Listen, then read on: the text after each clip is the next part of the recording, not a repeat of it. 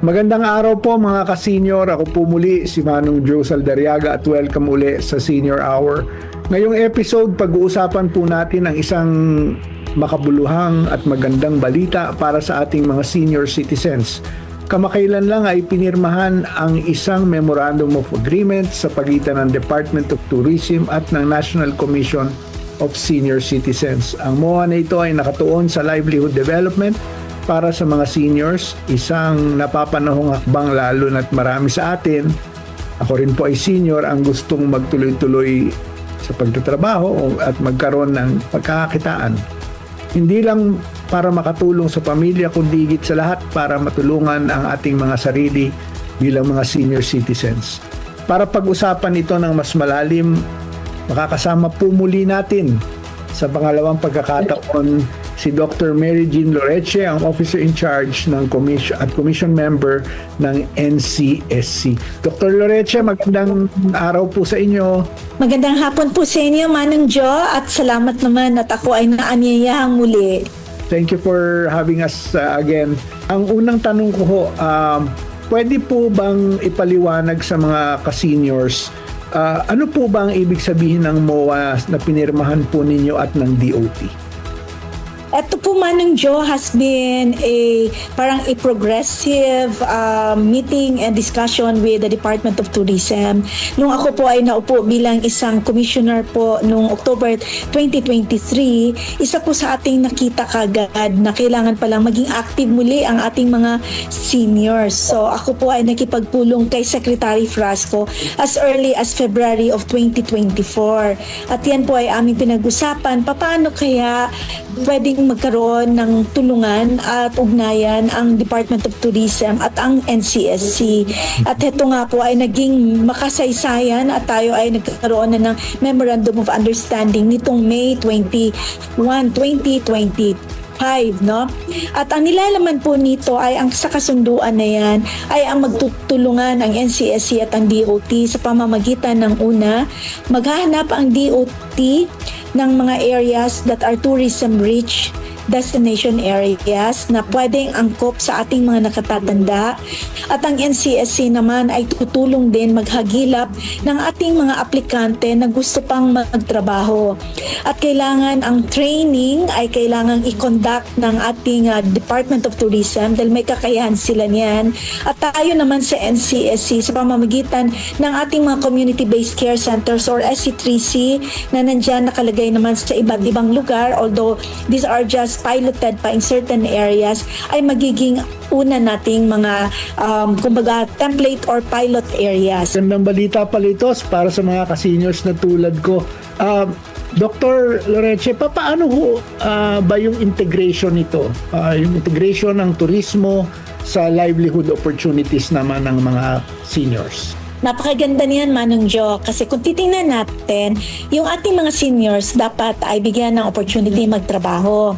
At ayaw natin na mapagod sila masyado. Ayaw naman din natin yung mabigat at pahirap sa kanila. Meron dalawang pathways yan. Una, pwede kasi na kung ang interest nila ay for opportunity na sila ay masahuran at ma-employed, doon tayo papasok. Pero yung iba naman ay gustong maging enterprising sila. So, gagawa ng negosyo para sa kanila. So, doon tayo sa unang pathway. Sa tourism kasi, makikita natin tourist-rich destination areas ang Pilipinas. So, may mga iba't ibang lugar tayo kung saan pwedeng i-integrate ang ating mga seniors para maging part ng workforce ng turismo. So, galing tayo kahapon, heto na naman magandang balita, hindi tayo nagtapos dun sa MOA.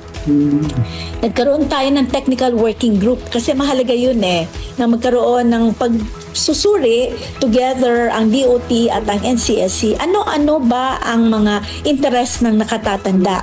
Saan ba sila dapat pwedeng dalhin? Ano kaya ang magiging source ng conduct of training?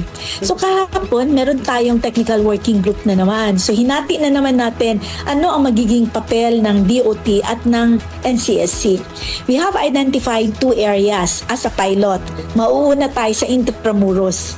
Kasi ang Intramuros, alam natin, cultural heritage sites natin, very rich yan siya. Meron tayong mga iba't ibang pamamaraan kung saan ang ating mga nakatatanda ay pwedeng i-train natin either as a tourist guide or a cultural heritage spokesperson. Pwede sila doon, madali yun hindi yun hirap sila noon. And sila, they will have to undergo training kasi hindi naman yan na isasalang ka lang doon. Kailangan may training, yung mannerism, pagsasalita, paano gumalaw, paano makisalamuha. So meron tayong training under the Department of Tourism. Kanila yon. Si NCSC naman, makikipag-connect sa ating local government unit. So we'll talk first of Intramuros. Although hindi pa ito gagawin, heto na yung ating sisimulang pinaghahandaan. So, kunyari, yun ang napili natin, gagawin namin, makikipagpulong tayo sa LGU, sa local government unit, kung saan nandoon ang ating Intramuros upang mapag-usapan natin sila ba ay may pondo para dyan, para sa sahod ng ating mga nakatatanda at paano kaya yon ang mechanism noon. NCSC will also touch base with DOLE, Department of Labor and Employment, kasi meron din yan silang mga protocol at palisiya para dyan. And more than that, ang NCSC, makikipagpulong kami sa mga espesyalista natin, sa mga nakatatanda. Kasi gagawa tayo ng medical, simplified, very simplified na basic guidelines na kakailanganin ng ating older adults bago sila ma-deploy. Para sigurado tayo na sila ay well and okay sila para ma-deploy sa ating livelihood opportunities. So pinag-aaralan namin yan ngayon na Manong Jo. Meron kaming meeting again in 2 weeks time kasi may mga assignments kami, may tasking kami ang NCSC at ang DOLE at ng DOT. And in 2 weeks time or on the 3rd week, we should be able to have a more clear view of how we will launch it. Kasi we want to do pilot things. So we'll start one muna and then see where it goes from there. Pero meron na tayong identified areas. Like ang Cebu, we have identified the Hotels and Resorts Association already. So kailangan natin makipagpulong sa business sector para malaman natin kung ilang percentage ng kanilang workforce ay pwede ang ating senior citizens, paano ang mekanismo, paano ang monitoring, paano ang implementation. Well, ang gandang balita nga sa mga ka-seniors, Dr. Loreche, no? I'm sure yung mga nanonood ngayon, kung gusto nilang sumama sa programa, ano ba yung qualification o requirements para sa mga seniors na tulad ko na gustong sumali dito sa mga livelihood projects o yung opportunities for employment? Nako, alam mo Manong Jo, pinag-aaralan pa natin yan. So, kaya nga sabi ko, wag muna tayong wag muna natin i-anunsyo na open na tayo. Ina-anunsyo pa lang natin na meron na tayong mga paghahanda para dyan. Kasi once klaro yung guidelines natin, kanino sila magsusumiti ng kanilang application, ano yung i-attach sa application na very basic lang ang kakailanganin natin, sino ang kanilang lalapitan para makaschedule ba tayo ng training para sa kanila, aming ilalabas yan after 3 weeks pag kami ay nagpulong ulit ng DOT. So abangan nyo lang po yan kasi sasabihan namin kayo kapag ready na kami, sasabihin namin, pwede natin i-anunsyo, pwede na kayo mag-apply, saan kayo mag-apply, sino ang tatawagan ninyo, paano ang follow-up ninyo or follow-through ng inyong applications. Sa inyong pananaw, Dr. Loreche, paano makakatulong itong livelihood development sa quality of life?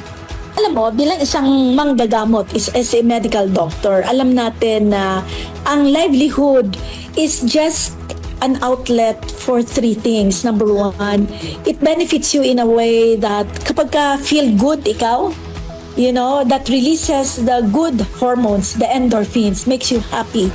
So, when you are happy and you have the good endorphins flowing freely in your system, mas hindi ikaw nagkakasakit.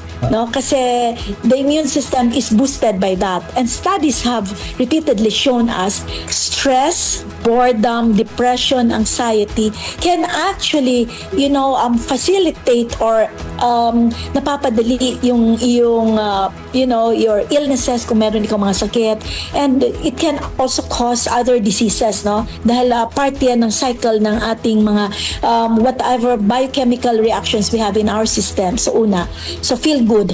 Pangalawa ay, alam mo yung dignity? Hindi kasi nababayaran at nabibili ang dignidad ng tao. Masaya tayo kung may ayudang iaabot sa atin, pero it is it is so short a span of time, that feeling of good feeling. Kasi heto, with the dignity that ikaw ulit gumagawa, meron ikong natatanggap sa katapusan ng ginagawa mo, elevates you as a person on a holistic level. Meron ho ba itong nakikita kayong age limit given that the seniors that will be involved in this program, I'm sure marami mag-a-apply sa inyo. O wala naman kayo nakikitang limit as long as malakas, malusog at kapaki-pakinabang pa rin sila, maaari silang sumama sa program. When we started conceptualizing this, Manong Jo, tatlo lang ang basic na kailangan natin. Yun yung, when we were discussing this and preparing for this program, tatlo lang ang hinihingi natin dyan. Able. Pag sinabi mong able, ikaw ay physically fit pa ikaw, kahit na medyo may kahinaan. Regardless of age.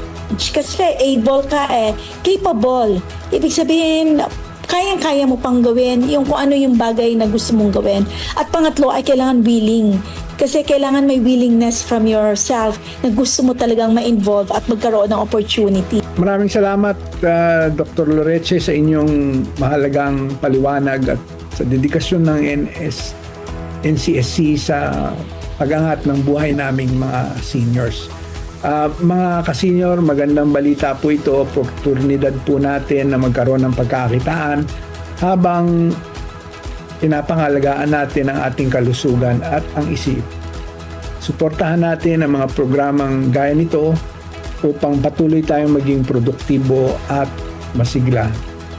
Muli ako po si Manong Joe, ang inyong lingkod, nagpapasalamat sa inyong pakikinig sa Senior Hour. Hanggang sa muli po mga ka-senior, patuloy po kayong maging aktibo sa bawat yugto ng inyong buhay. Maraming salamat po sa inyo lahat.